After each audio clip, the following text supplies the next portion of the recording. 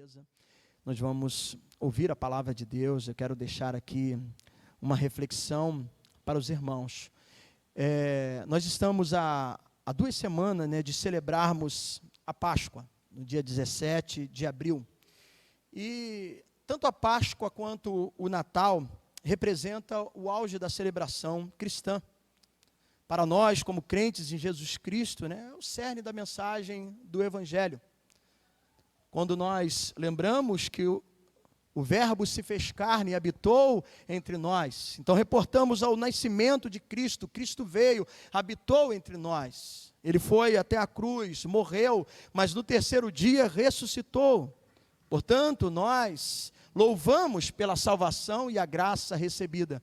E essas 2 datas são importantes em nosso calendário, quanto celebração ao Senhor. E dada a importância do que representa para nós, eu quero aproveitar a partir de hoje e os próximos 2 domingos para falar um pouco sobre os assuntos, o que ocorreu, principalmente naquela última semana do ministério de Cristo, diante do propósito, daquilo que Ele veio, e que hoje eu e você estamos aqui por causa de tudo aquilo que Ele realizou. Bom, então abra a sua Bíblia no Evangelho de Marcos, capítulo de número 11, são passagens conhecidas. Eu quero ler com os irmãos o capítulo 11, do verso 1.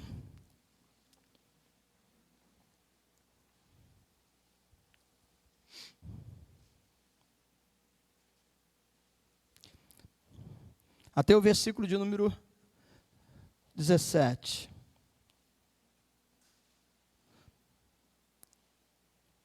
Aliás, até o verso 19.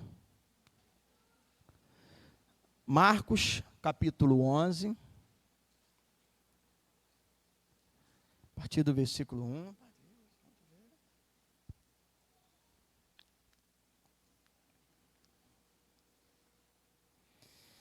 Amém? Todos encontraram?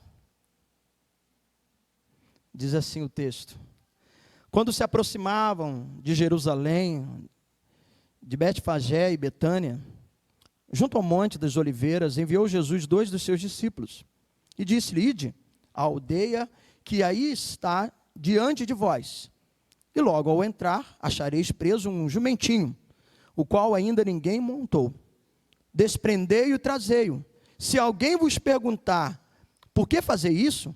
Respondei: o Senhor precisa dele, e logo o mandará de volta para aqui. Então foram e acharam um jumentinho preso junto ao portão do lado de fora da rua, e o desprenderam. Alguns dos que ali estavam reclamaram: que fazes soltando o jumentinho? Eles, porém, responderam conforme as instruções de Jesus. Então os deixaram ir. Levaram o jumentinho, sobre o qual puseram as suas vestes, e Jesus montou. E muitos estendiam as suas vestes no caminho, e outros ramos que haviam cortado dos campos. Tantos que iam adiante dele, como os que vinham depois, clamavam: hosana, bendito o que vem em nome do Senhor, bendito o reino que vem, o reino de Davi, nosso pai, hosana nas maiores alturas. E quando entrou em Jerusalém, no templo, tendo observado tudo, como fosse já tarde, saiu para Betânia com os 12. No dia seguinte, quando saíram de Betânia, teve fome. E vendo de longe uma figueira com folhas, foi ver se nela, porventura, acharia alguma coisa. Aproximando-se dela, nada achou, senão folhas, porque não era tempo de figos. Então lhe disse Jesus: nunca, jamais coma alguém fruto de ti. E seus discípulos ouviram isso. Verso 15, foram para Jerusalém, entrando ele no templo, passou a expulsar os que ali vendiam e compravam, derribou as mesas dos cambistas, as cadeiras dos que vendiam pombas. Não permitia que alguém conduzisse qualquer utensílio pelo templo. Também os ensinava e dizia: não está escrito, a minha casa será chamada casa de oração para todas as nações? Vós, porém, a tendes transformado em covil de salteadores. E os principais sacerdotes e escribas ouviam essas coisas e procuravam um modo de lhe tirar a vida, pois o temiam, porque toda a multidão se maravilhava de sua doutrina. E vindo à tarde, saíram da cidade. Até aqui uma palavra de oração. Senhor, sempre dependendo de Ti, contando com a Tua graça, aqui estou, reconhecendo as minhas limitações. Mas, ó Deus, buscando dentro daquilo que tenho lido, estudado, para passar à Tua igreja nessa noite, antes de nós participarmos da Sua mesa. E reportando, trazendo os acontecimentos daquela última semana. Uma semana crucial. Semana que muitos têm o hábito de dizer a Semana Santa. Mas os episódios foram marcantes. Lições, ensinamentos, que nós precisamos trazer, estar presente, vivo em nossa memória, porque tem muito a nos ensinar. E que assim seja essa noite, ao meditarmos na sua palavra, no nome de Jesus. Amém e amém. Podeis assentar, amados.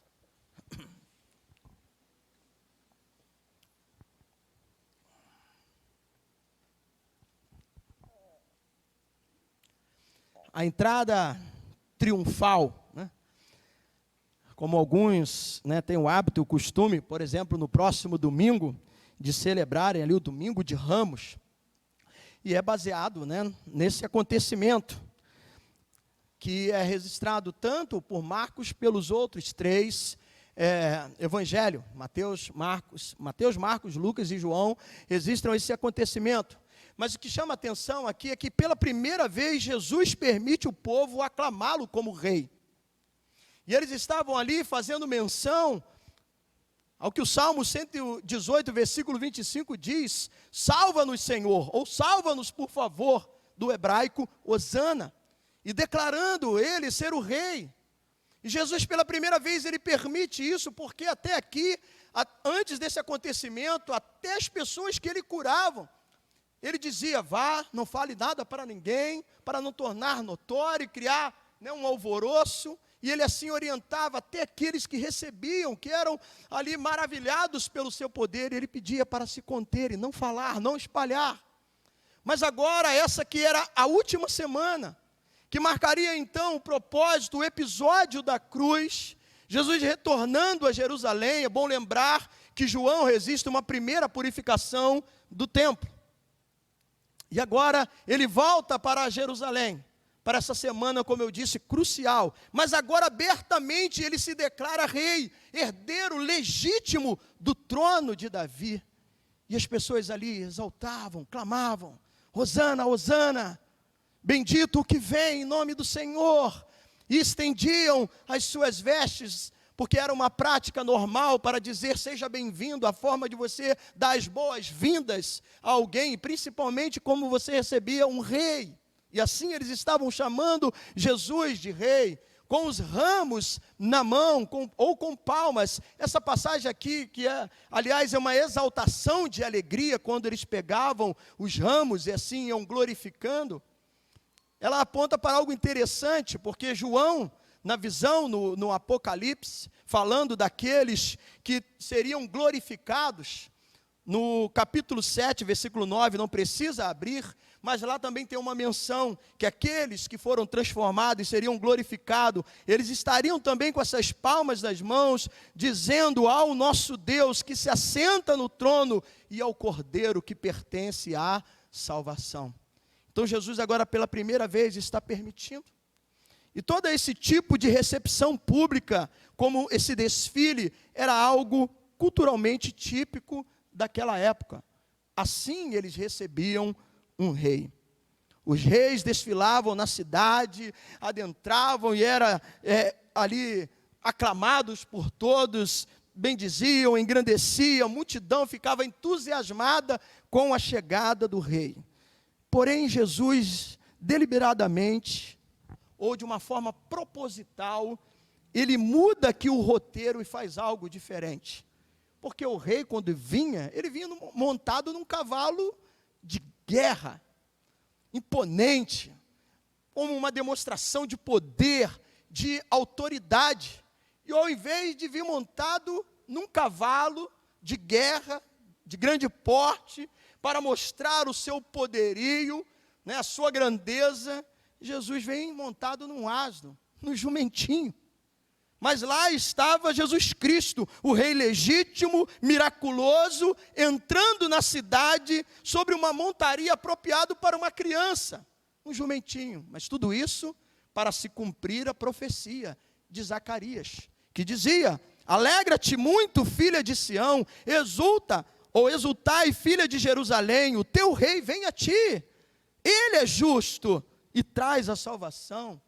Ele é humilde e vem montado no jumentinho, filho de uma jumenta. É a profecia de Zacarias, capítulo 9, versículo 9. Mas essa estranha, justa posição demonstra que Jesus era um rei, mas não se encaixava nos padrões, nas categorias que o mundo tinha acerca de um rei. Porque um rei, a figura era essa, daquele homem imponente, talvez, como eu disse, né, montado num cavalo. Às vezes os filmes, né, mostram um cavalo que um cavalo branco, né? É bom lembrar que quando Samuel esteve na casa de Jessé, ele se impressionou com o tamanho, com o porte, né, do primeiro filho. Certamente, poxa, um rei tem que ser um camarada, né? Até porque o rei naquela época ia para o combate, ia para a linha de frente. Não é igual hoje, que o presidente fica sentado lá no seu gabinete, né, e quando a gente vê negócio de questões de guerra, ele só faz um telefonema para o comandante, para o seu general, e faça isso, ou aperta um botão e tudo acaba. Não, o rei era para o combate, então realmente tinha que ser alguém de porte, e um porte físico, e a expectativa, algo que nutria no coração deles, principalmente que viviam ali sobre o domínio do Império Romano, é que o seu rei pudesse ser, sim, algo que pudesse impactar. Mas é interessante, como eu disse, essa estranha, mas justa posição demonstra esse Jesus, rei, mas que difere da categoria de como muitos viam o rei em seus dias. O que Jesus trazia? Ele trazia a majestade e a humildade. Então, contrapondo essa figura, mesmo rei, sim, ele se permite ser rei, mas com a mesma humildade, montado no jumentinho, filho de uma jumenta. Eu quero fazer agora aqui o uso de dos maiores sermões, isso do século XVIII, de Jonathan Edwards. Excelência de Cristo foi o título da reflexão. Essa mensagem foi em 1738. Eu quero fazer o uso, né, dos tópicos que Jonathan utilizou no seu sermão, quando ele falou da excelência de Cristo. E ele se prendeu exatamente para falar desse contraponto de humildade, de majestade e humildade. Desse que ao mesmo tempo que é o poderoso, o rei, o senhor dos senhores, mas que também tem o seu lado de servo, né, de que se submete, que está ali na sua simplicidade, que deixa uma lição de serviço e de humildade. E então, Jonathan, ele utiliza o capítulo 5, eu gostaria que você deixasse marcado aqui o nosso texto principal, para irmos, agora eu quero ler com vocês, 2 versículos de Apocalipse 5. Apocalipse 5 está falando ali da revelação do livro selado e dos 7 selos, onde vão aparecendo os anciões explicando para João. E João, ele está impactado, como todos nós certamente ficaríamos, e ele ficou em toda a revelação que ele recebeu, né, na ilha de Pátimo, falando sobre os acontecimentos futuros, principalmente acerca da volta do Senhor, e mais uma vez ali, perplexo diante de uma situação. Aliás, João aqui, ele se encontrava até meio que entristecido, porque tinha lá o livro selado, os 7 selos, e qual era a sua apreensão, e qual era o seu temor? Quem vai abrir? Quem pode abrir? Quem é digno de abrir o livro, né, de tirar os selos? E para trazer um alento, um conforto ao coração de João, naquela visão, vem então o ancião e toca nele. Aí o versículo 5 diz assim: todavia um dos anciãos me disse, não chores, eis que o leão da tribo de Judá, a raiz de Davi, venceu para abrir o livro e os 7 selos. Versículo 6, então vi no meio do trono e dos 4 seres viventes, entre os anciãos, de pé, um cordeiro como tendo sido morto. Ele tinha 7 chifres, mas vou parar por aqui, nessa última expressão. Vou repetir o verso 6. Então vi no meio do trono e dos 4 seres viventes, entre os anciãos, de pé, um cordeiro como tendo sido morto. Então, Jonathan, ele chega e baseia a sua mensagem, essa reflexão, falando sobre a excelência de Cristo. E como eu disse, eu quero pegar aqui emprestado, fazer uso da parte do seu sermão, lá do século XVIII, porque ele então se prendeu exatamente nessa visão profética de João. Nesse momento de apreensão de João, mas falaram para João, veja, quando ele estava entristecido, ele disse, não chore, porque o leão da tribo de Judá. Falaram para João de um leão, mas lá no trono, o que tinha? Você prestou atenção? Falaram para ele que o leão da tribo de Judá, ele é digno para abrir o livro, desatar os selos. Mas quando ele olha o trono, diante lá dos seres viventes, o que ele viu? Um cordeiro. Então, Jonathan, ele vai fazendo esse paralelo, porque o leão, ele sobressai pela sua força, pela sua majestade, é o rei das selvas, imponente, poderoso, a sua aparência, o seu rugido estremece, amedronta, abala. Do outro lado, o cordeiro chama atenção exatamente pela sua brandura, pela sua paciência, é sacrificado como alimento, a sua pele serve também para confecção de vestimento, né, de roupas. Então vemos aqui uma conjugação de excelências tão distinta que se não fosse em Jesus, se não fosse em Cristo, se não fosse nele, nos teria precisamente deixado confundido ou pensando ser incompatível em outra pessoa. Mas o interessante do sermão de Jonathan é que ele vai listando alguns detalhes, todas as formas pelas quais Jesus conjuga traços de um caráter que consideraríamos mutuamente excludentes. Ele faz um paralelo. Como? Ele diz, em Jesus encontramos a majestade infinita e ao mesmo tempo a completa humildade. Em Jesus encontramos a justiça perfeita e ao mesmo tempo a graça sem limites. Em Jesus encontramos a sabedoria absoluta e ao mesmo tempo a completa submissão. Em Jesus encontramos a total dependência de si mesmo, porque ele era Deus, 100% homem, mas 100% Deus. Então encontramos em Jesus a total dependência de si mesmo, mas ao mesmo tempo total confiança e dependência do Pai. Esse contraste que revela o rei majestoso, mas também humilde. Apesar dos extremos, sua personalidade forma um todo completo e belo.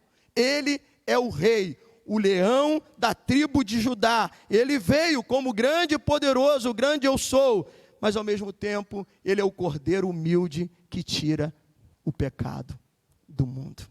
Então, Jonathan Edwards, ele faz esse paralelo para mostrar exatamente este que adentrava, e a multidão saudava, bendito que vem em nome do Senhor, Hosana, com toda a questão, Jesus permitindo ser reconhecido pela primeira vez como rei, mas mantendo a sua humildade, majestade e humildade. Este era o rei que estava entrando em Jerusalém.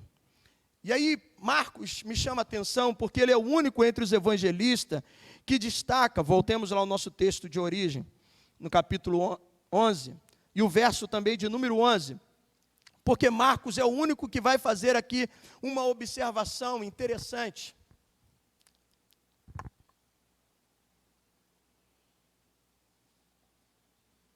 Você não encontra isso nas passagens de João, de Lucas, nem de Mateus, que é também uma passagem um pouco mais extensa acerca da entrada triunfal. Marcos, provavelmente, irmãos, foi o que relatou os acontecimentos numa ordem cronológica. Mateus, por exemplo, fala que ele entrando em Jerusalém, aí depois dessa saudação, da aclamação do povo, ele vai realizar a purificação, a segunda, né, que ele realiza ali no templo. Mas Marcos dá um detalhe aqui no versículo de número 11, que os outros evangelistas não dão. Ele diz assim, aí o versículo 10 terminou, bendito o reino que vem, o reino de Davi, nosso pai, hosana nas maiores alturas. Aí o verso 11 diz assim, e quando entrou em Jerusalém, no templo, tendo observado tudo, como fosse já tarde, saiu para Betânia com os 12. Marcos é o único que dá esse detalhe. Como eu disse, provavelmente também é o único que segue uma ordem cronológica. E ele cita aqui esse episódio. Jesus, ele agiu como quem tinha autoridade de inspecionar todo o templo. Os outros não passam esse momento. Ele entrou pela primeira vez, observou tudo e foi embora. Isso significa que só no outro dia que ele retorna ao templo. Se você ler a passagem nos outros evangelhos, você vai pensar que o acontecimento é tudo no mesmo dia. Mas Marcos dá esse detalhe aqui que é interessante. A autoridade daquele que pode observar, avaliar todas as coisas. E faz isso com um propósito. A sua observação não deixou nada de fora, nenhum detalhe. Isso também é importante para a nossa vida, porque o Senhor também nos avalia. Assim Ele sonda o nosso coração. Muitos não fazem questão de dizer, não, eu sou o templo do Espírito Santo, a igreja somos nós, sou eu. 1 Coríntios 6,19, nós somos templo do Espírito Santo. E é bom também lembrarmos o que diz Provérbios 15, versículo 3, que os olhos do Senhor estão em todas as partes, observando atentamente os maus e os bons. Assim como Jesus, naquele primeiro momento, só observou atentamente, o Senhor assim também, nós não cantamos aqui, sou tua casa, tua morada, eu sou teu lar. Ele está observando. Jesus observou o templo.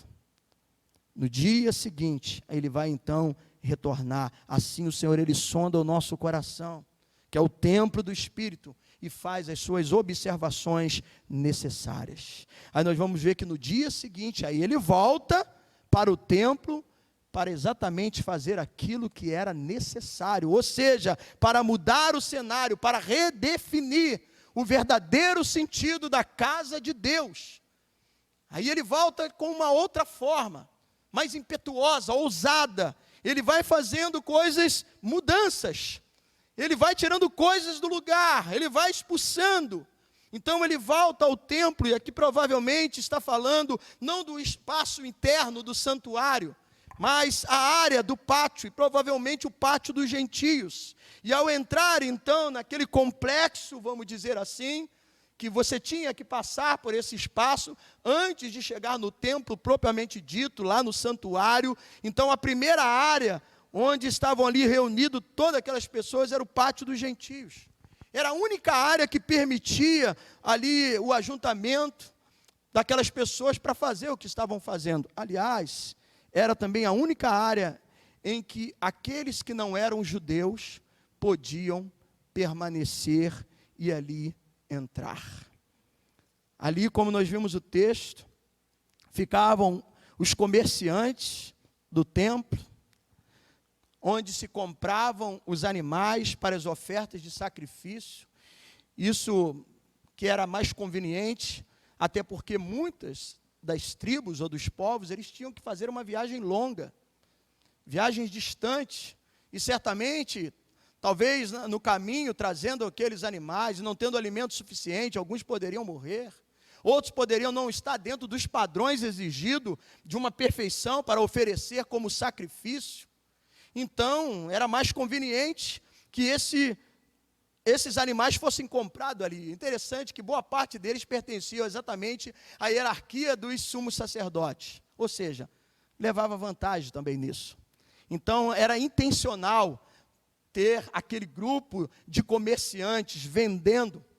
Joséfo, um historiador, ele fala de algo interessante, que tinha uma época do ano, um determinado período do ano, que cerca de 250 mil cabeças de ovelhas era negociado nesses dias de festa, de celebração, principalmente o da Páscoa. Já imaginou?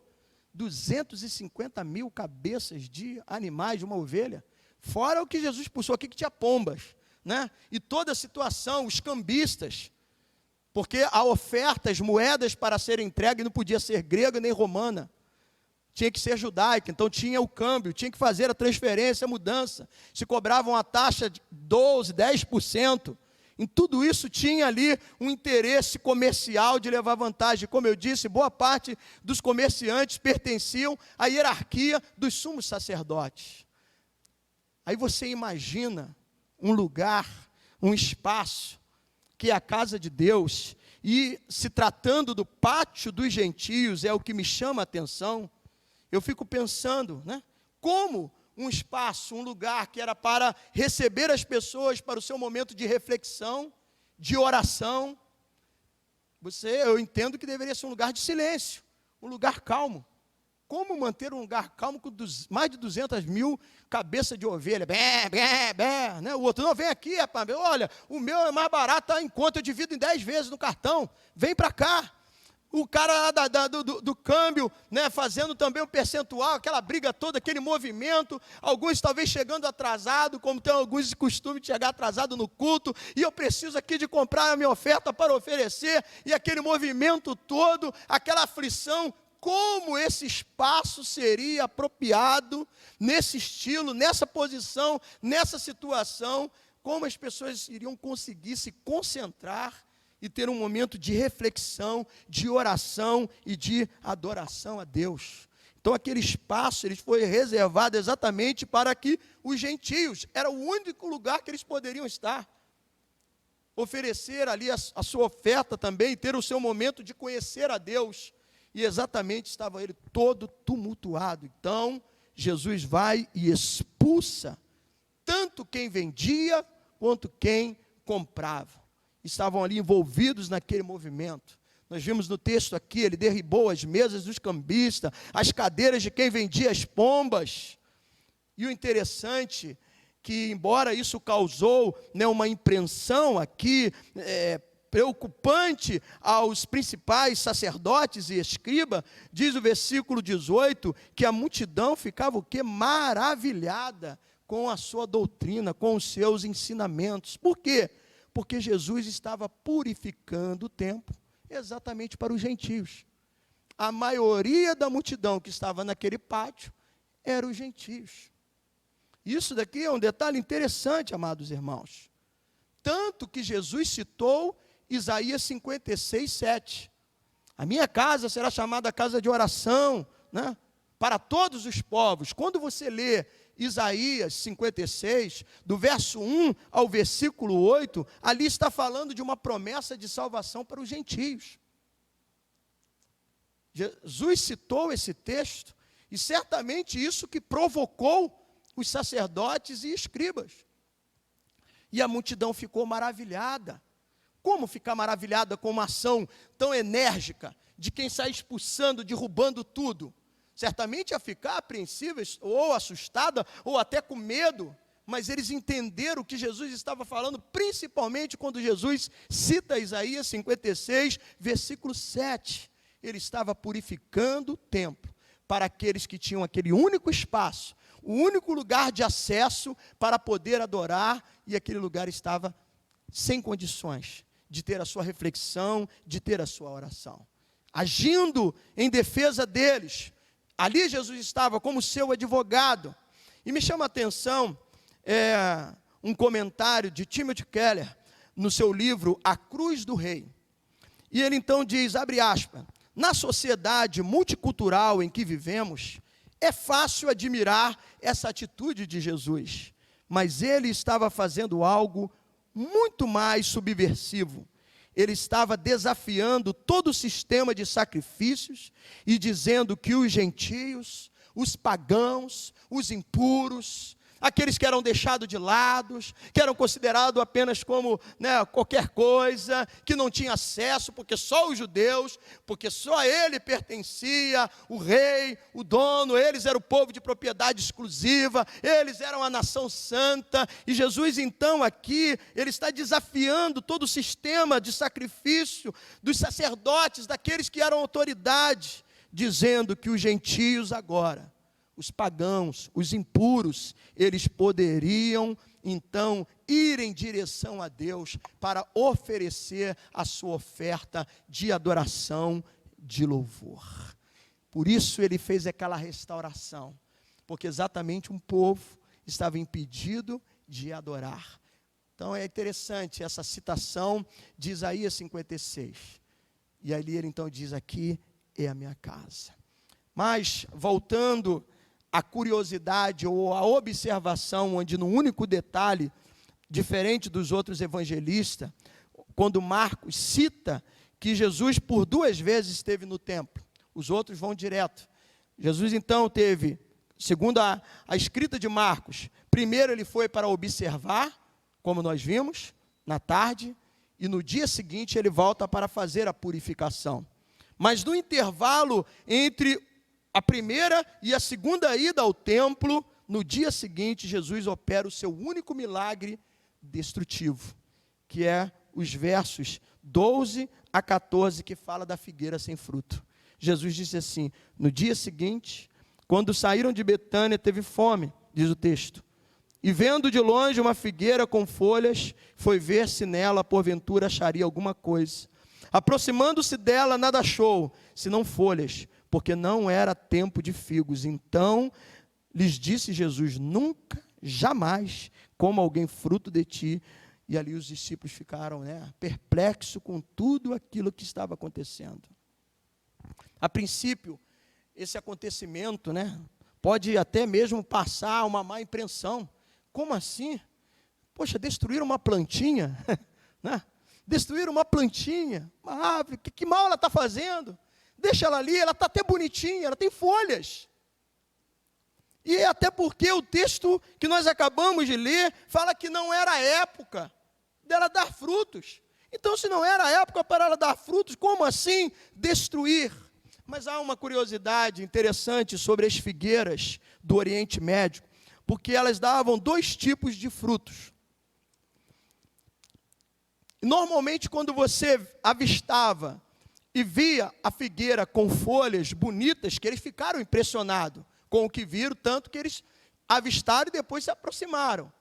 Então tinha um período, que era exatamente entre março e abril, que estava ali não o fruto propriamente dito, o figo, mas era uma espécie de um broto, que você pegava e podia até comer, e era saudável, gostoso.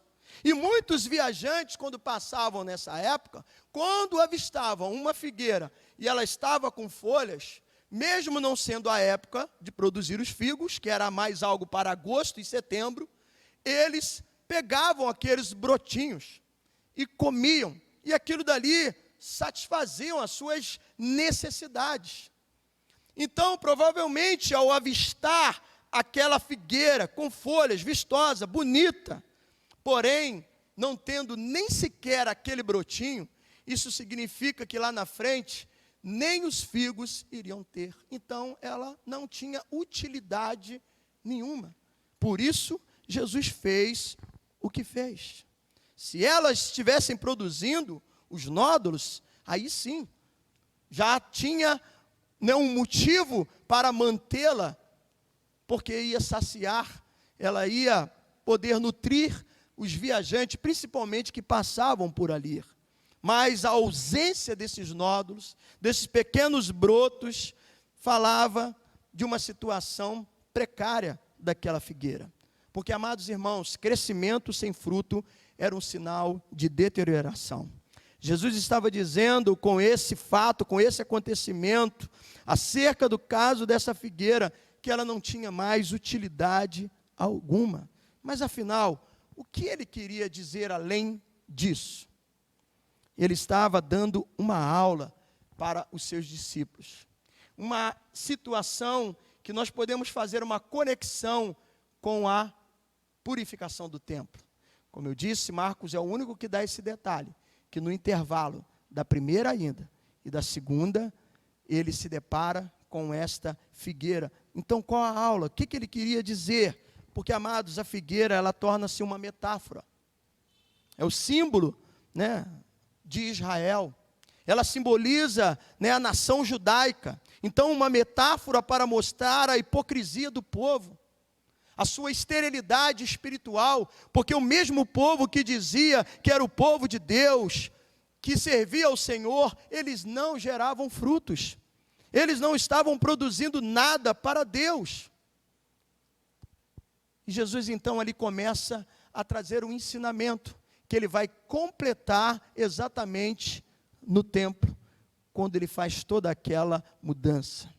Jesus vai, então, para o lugar repleto de atividades religiosas. Tal como a figueira, tinha toda uma folhagem bonita, vistosa, ao ponto até de impressionar, e muitos se aproximavam dela, mas quando se aproximavam não tinha um brotinho sequer. Jesus agora então faz essa conexão, ali ele começa a dar a sua aula, e vai para o templo, lugar de muitas atividades, uma correria, gente para lá, gente para cá, movimenta-se aqui, movimenta-se lá, repleto de atividade religiosa, porém, tudo aquilo que acontecia, aquele movimento agitado, não trazia em si uma só gota de espiritualidade. Havia uma esterilidade espiritual. Amados, eu sei que é importante, as últimas mensagens, algumas, né, que eu preguei, falei da importância do nosso envolvimento, do nosso comprometimento com o reino, com a obra, com a igreja. Se você tem sido direcionado pelo Espírito Santo para estar aqui, para congregar, você é importante neste lugar, você pode produzir. Mas é importante que também que você possa, como o autor aos Hebreus diz, desembaraçar de todo o peso ou do pecado que tenazmente te assedia, e você possa se envolver. E peso, às vezes, a gente fica preso a tantas situações e deixamos de abrir o nosso coração para servir ao Senhor, porque essa obra é de Deus. Pastor Alain vai passar um dia. Aguardo a volta de Cristo, mas se eu não voltar daqui a 20, 30 anos, certamente terá outro aqui no meu lugar. Porque eu não sou perpétuo aqui. Eu já estive em Seropédica, eu já estive em Paracambi, estou aqui. A minha vida pertence a Deus, mesmo hoje sendo pastor, presidente e responsável da igreja. Mas essa obra, ela é do Senhor. Recentemente eu falei sobre o espírito voluntário. O que Davi temeu perder, e ele pede então, Senhor, quando no Salmo 51 de confissão ele diz, preserva meu espírito voluntário. E por que ele teve essa sensação que começou a perder? Porque ele passou a fitar os seus olhos de onde não era para ele fitar os seus olhos. No caso de Davi, foi fitar os olhos em Batseba. Batseba sempre morava ali, sempre esteve ali. Urias tinha lá a sua residência como um militar. E certamente aquela mulher linda, bela, tomava banho às tardes, porém, Davi ignorou o tempo de Deus, a estação de Deus, porque na primavera os reis tinham que sair para guerrear, e ele não foi, e ele viu algo que sempre estava ali, mas ele estava no lugar errado, na hora errada, seus olhos se desviaram, perdeu o foco, e ali ele estava perdendo o seu espírito voluntário, algo que era presente no seu coração desde a sua infância, desde a sua juventude. E às vezes a gente vem para a igreja, a gente fica olhando para coisas que não era para a gente olhar. A gente olha para o defeito do irmão, a gente olha para o defeito do pastor, a gente começa a questionar, a gente começa a tecer o nosso achismo. Muito mais do que achar, é importante a gente ter uma reflexão. O que eu tenho feito para mudar? Então é importante o espírito voluntário. E eu tenho falado sobre isso, da importância do seu comprometimento com o reino, com a obra de Deus, não é com a minha obra. Eu não sou dono de nada aqui. Eu não sou patrão de ninguém. Aliás, eu mantenho o meu trabalho secular exatamente para que não se haja nenhuma associação.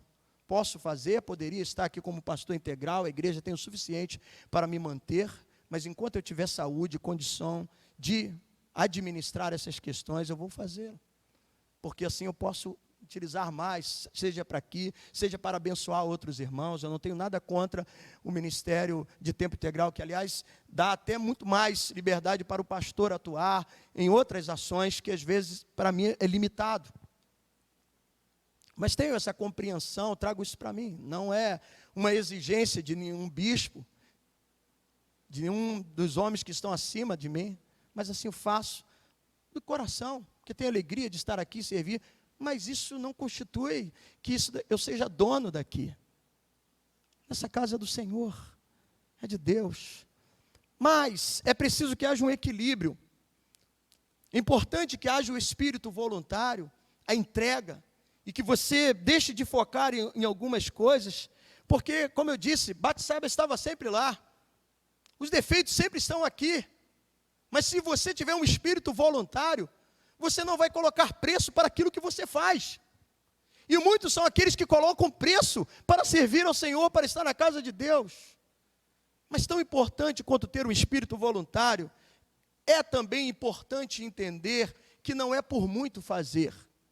Porque não significa que aquele que está fazendo, que está envolvido em tudo, em tantas coisas na igreja, de repente ele até gosta daquilo que ele faz, e parece sinais de fé, porém se não gerar uma mudança no coração, não importa, eu posso tocar, eu posso abrir a igreja às 7 horas, eu posso vir aqui em todos os cultos da semana, eu posso varrer a igreja, eu posso estar aqui todos os dias, fazer vigília, mas se não houver mudança no meu coração, não adianta. Jesus, ele vai para o templo e vê atividades religiosas. Jesus vai e vê movimentação, porém não há mudança de vida. Aqueles que diziam pertencer a Deus, o povo de Deus, não geravam frutos. Essa é a conexão com a figueira. De boa aparência, com boa folhagem, parece até crente. Aí eu vou chamar aqui ressuscitar os mais velhos. Denorex, né? Parece, mas não é. Só quem tem 50 que deve lembrar disso, né? O jovem está falando, o que o pastor está falando? Isso dali é o quê? Algum mistério? Né? Denorex? Mas quem é da geração do Denorex aí? Né? Parece, mas não é. Passei até aqui na cabeça, olha só. Dizia que parecia remédio, mas era um shampoo, né? Então, essa é a conexão. A aula particular que Jesus deu no caminho, antes de adentrar novamente ao templo, foi exatamente isso. Ele está mostrando, assim está essa geração, assim está esse povo, tem aparência de servo, de crente, mas não tem fruto, e não adianta. Então também, embora é importante haver o espírito voluntário, de você se colocar à disposição para servir, para abençoar o reino, para abençoar o outro, para abençoar o próximo, mas também entenda uma coisa, não é por muito fazer, não é por estar envolvido em tudo. O que o Senhor espera é uma mudança no nosso interior, no nosso coração, senão nós vamos passar apenas de figueiras sem frutos, e não é isso que o Senhor quer, apenas que a gente seja vistoso. É bom ser bonito, mas não basta apenas ter folha, o que determina é a frutificação. Então Jesus, ele pega lá o exemplo da sua aula particular no caminho, no percurso que ele estava fazendo de volta no segundo dia, como só Marcos dá esse detalhe. Ele volta para o templo e quando chega no templo, ele transforma a aula particular do caminho da figueira num espetáculo público. Quando ele começa a expulsar os vendedores, quem comprava, quem vendia, e ele expulsa ali os cambistas. Então, com isso, ele está dizendo que quer que o povo não fique apenas agitado, mas tenha de fato uma experiência com ele. Ele quer um tipo de transformação de caráter, que vem apenas da percepção de que você foi resgatado, redimido.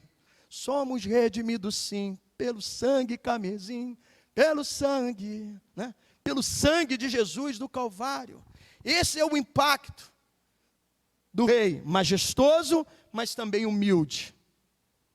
Ainda que tenha entrado pela cidade, em passos pequenos, lento, humildemente, sentado no jumentinho, agora ele adentra a porta de forma audaciosa, removendo tudo, fazendo um reboliço e dizendo: ei, aqui é a minha casa, e a minha casa não é isso.